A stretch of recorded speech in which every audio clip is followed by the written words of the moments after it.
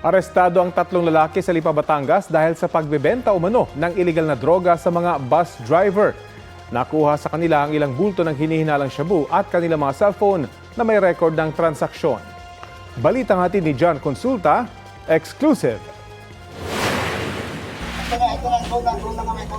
Pagkakuha ng senya sa kanilang undercover, sumalakay na mga tauhan ng NBI Dangerous Drugs Division para arestuin ang kanilang mga target sa Lipa, Batangas.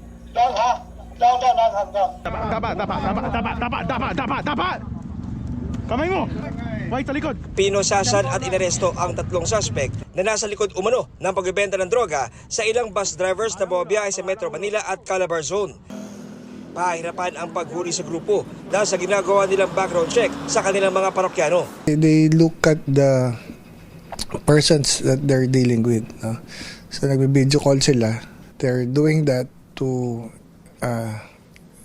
see to it that safe yung transaction. No? Ang ino-opera nito mga mga bus drivers, yung mga supervisors para dun sa mga grupo ng mga nagbabiyahe ng malayo.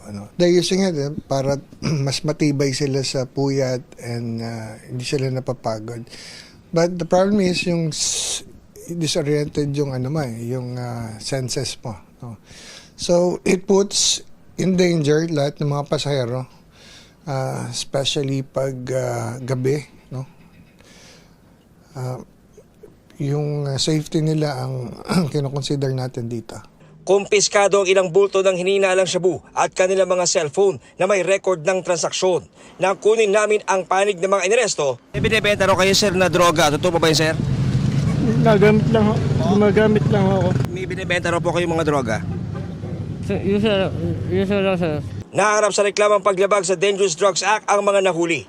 We filed charges for violation of Section 5, which is selling, Section 11 for possession, and 15 for drug use. John Consulta, nagbabalita para sa GMA News.